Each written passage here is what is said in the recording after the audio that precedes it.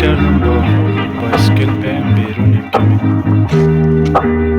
اطراف رودخانه آوره بگردیم یک کمی دیگه. خواستم یک ویدیو هم بگیرم و با شما دوستا شریک بسازم.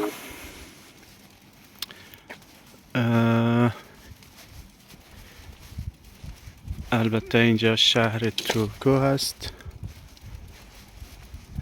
شهر یکی از 3 شهر بزرگ فنلاند که در جنوب فنلاند قرار داره و شهری است که از همینجا با کشتی دقیقاً از همین بندری که میبینین با کشتی 10 ساعت تا استکهلم سوئد راه است.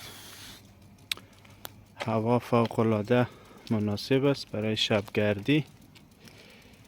دیگه آمدیم بیرون و یک ویدیوی کوتاه هم گرفتیم. خدا کنه شما هم از این منظره زیبا لذت ببرین. ساعت تقریبا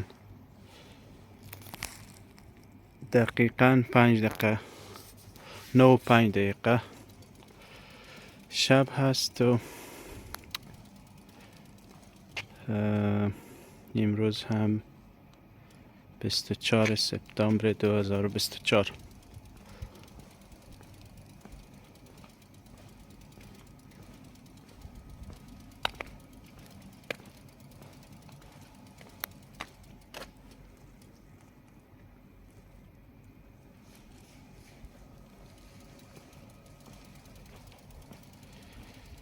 یک شب خیلی آرام و هوا هم نسبتاً گرم هست، یعنی میشه با شورت و شلوارک یعنی بیای بیرون.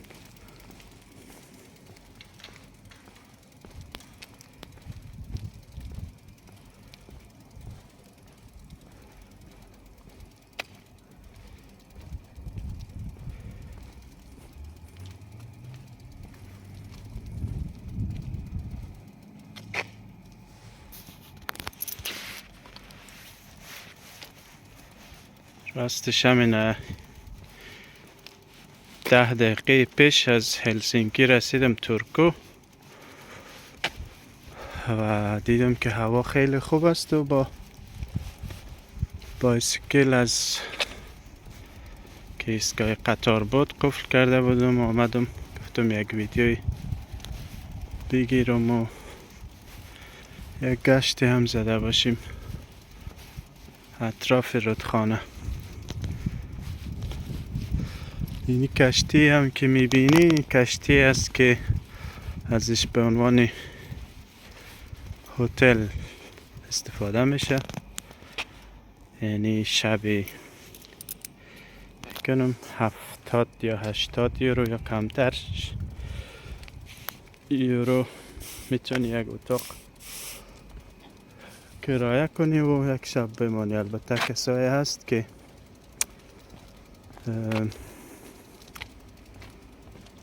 همینجا زندگی میکنن، یعنی اتاق گرفتن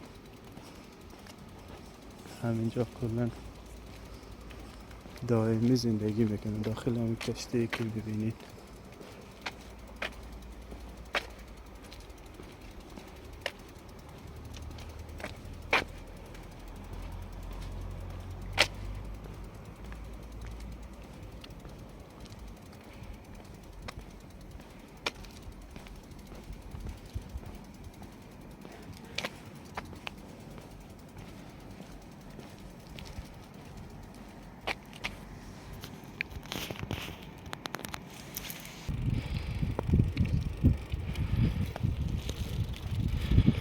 البته رودخانه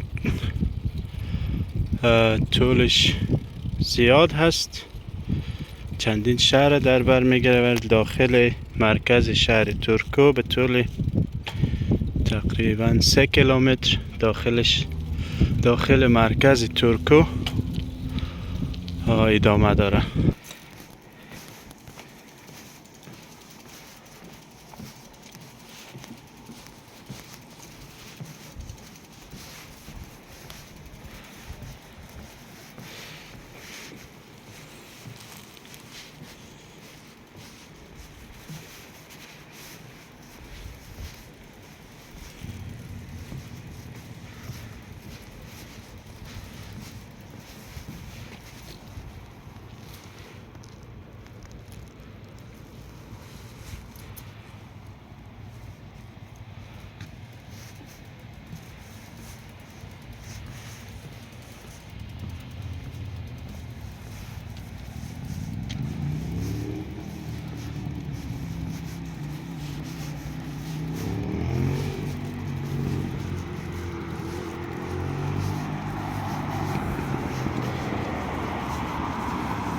دیگه ویدیو طولانی نشوه.